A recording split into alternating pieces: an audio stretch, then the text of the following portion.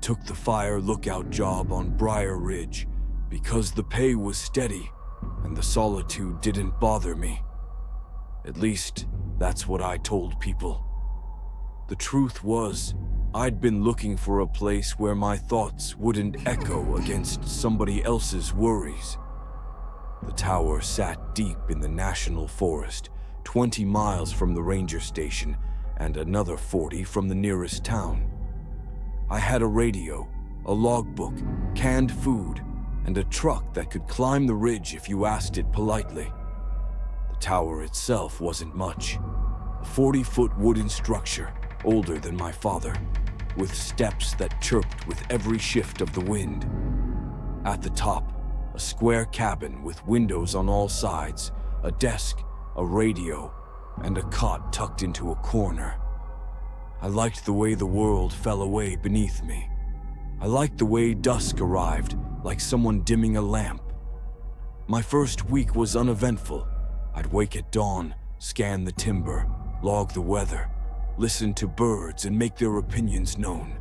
At night, I'd read old entries in the logbook, handwritten by lookouts I'd never meet. Most were dull, no smokes, temperature 61, or north wind strong, elk herd moving west. But occasionally, something stranger slipped in. A note from August 1984 read, "Voices from the East Valley, no hikers scheduled." Another from 1997, "Lights below the ridge, not campfires. I watched it for 2 hours." And one, written in shaky handwriting from 2009, "Don't follow the path after midnight. If it calls you, call back with nothing." I laughed at that one until I didn't. The first odd thing happened on day 9, just after sunset. I was finishing a cup of stale coffee when I heard footsteps on the stairs. I froze, listening. The tower was 20 miles from anything with legs. I hadn't seen a single hiker since I'd arrived. The steps were deliberate, slow, heavy, someone climbing with purpose. I grabbed the radio and stepped toward the door. Before I could speak into the mic, the footsteps stopped. Not slowed, not turned around, stopped. The wind took a breath, and the tower felt too still. I opened the door, expecting an animal or maybe some lost backpacker. But the stairs were empty. The clearing below the tower stretched out in untouched snow, not a single track leading in or out. I waited there for a long time before going back inside. That night I slept with the lantern on. Over the next few days, the air grew colder. Snow came hard and fast, choking off the truck trail. I checked in with Ranger White at noon every day, like protocol required. He talked too much about his upcoming retirement and too little about the weird things that happened on the ridge. I debated bringing up the footsteps, but something about his tone made me keep it to myself. I had a feeling if I said it out loud, it would make the whole thing more real. On the 12th night, the radio crackled to life around 2 in the morning. I sat up fast. Nobody used the frequency that late. "Lookout 7, copy," the voice said. Except it wasn't Ranger White, or anyone I recognized. Static swallowed half the message. I pressed the receiver. "This is Lookout 7. Identify yourself." Nothing for a long moment. Then the voice returned, lower, strained, like the speaker was fighting for breath. "You left your logbook open." I stared at the desk.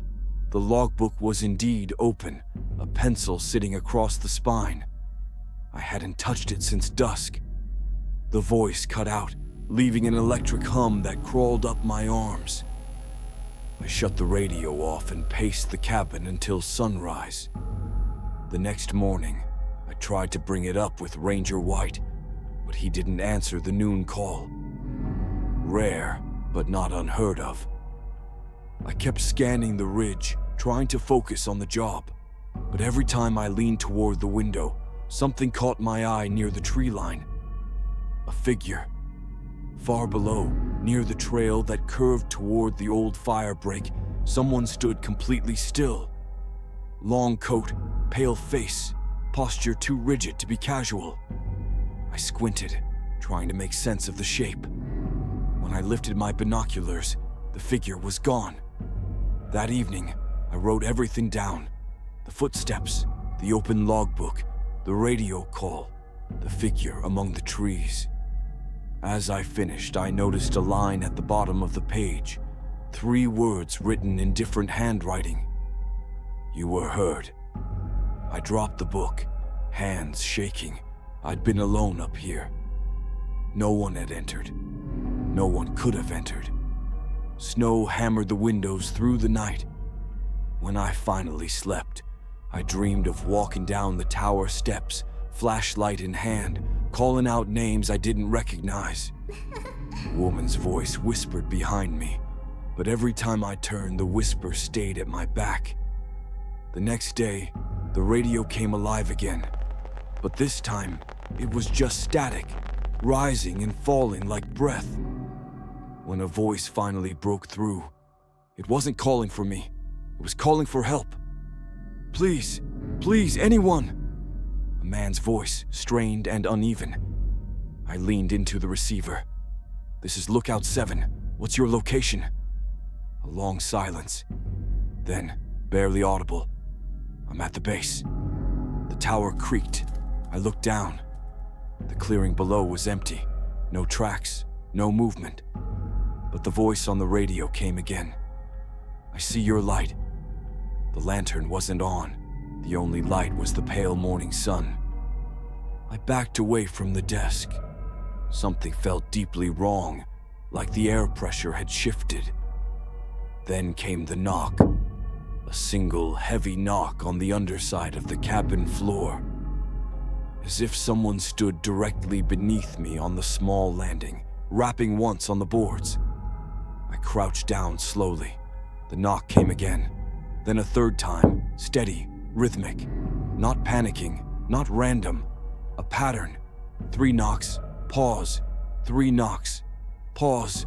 I didn't dare answer. I didn't dare breathe. The knocks stopped only when I reached for the radio. I didn't think so. I turned it off entirely. Hours passed of me pacing the room, listening to the wood strain under the cold, trying not to glance at the windows. I didn't sleep. I didn't blink much either. The next morning, tracks finally appeared. A single set of footprints circled the tower.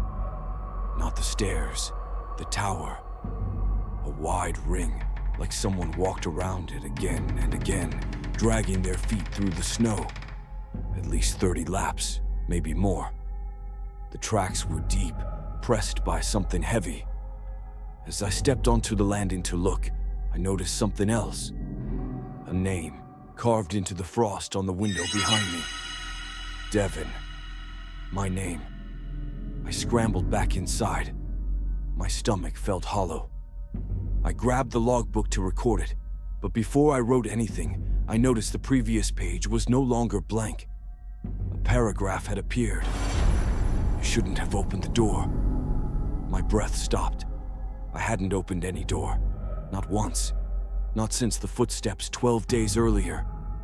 The cold in the cabin felt unnatural now, like it came from inside the walls, not the windows. The tower groaned under a breeze I couldn't feel. At noon, Ranger White's voice finally buzzed through the radio, cutting through the dread. "Lookout 7, copy. How's the weather?" His tone was casual. Too casual. I picked up the receiver, wanting to unload everything. But before I spoke, another voice broke in, on the same frequency. "Don't tell him." White didn't react. He kept talking about the station's busted heater and how he was considering early retirement. I lowered the radio slowly. Someone else was on the line. Someone he couldn't hear.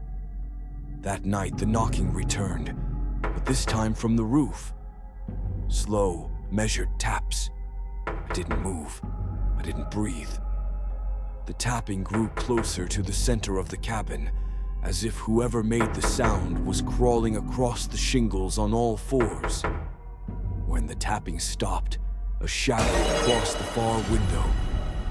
I couldn't see details, only shape, but it stayed there for a long minute, as if studying me. At dawn, I made the decision to leave. Snow or no snow, storm or no storm, I was getting off Briar Ridge. I packed my bag, grabbed the logbook, and stepped onto the landing.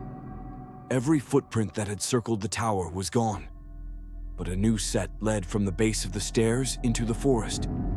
Deep prints, large, and beside them, smaller prints, bare feet. A child's, maybe.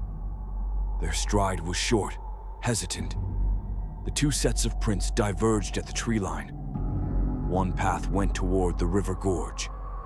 The smaller path led toward the old firebreak trail. Then I saw the writing, not carved, not stamped, written with a fingertip across the snow, winding between the prints. Follow which one hears you. The wind erased the message almost immediately. I didn't follow either trail. I walked the opposite way toward the long truck road, each step feeling like my boots weighed 100 pounds. The trees leaned inward, thick with silence. Halfway down the ridge, the radio crackled. "Devin," the voice said, "you left someone behind." I didn't turn it on. I kept walking. When I finally reached the ranger station hours later, Ranger White looked surprised. He asked why I'd come down early. He asked if the cold had gotten to me. I opened my mouth to tell him everything, but the words were too tangled. He said I looked pale. Then he checked the recorder log. Every radio call was archived automatically. There were none from the past 3 days. Not one, not even his own. I didn't go back up the ridge, not even to collect the rest of my gear. The Forest Service replaced me with a new lookout a month later, but he quit after 2 nights. Said he didn't sleep well. Said the tower felt too occupied. Last week, I received a package in the mail. No return address. Inside was the logbook I'd left behind, and a single page, freshly written, in handwriting I didn't recognize. It read, "Tell the next one not to answer when it knows its name." The ink wasn't dry,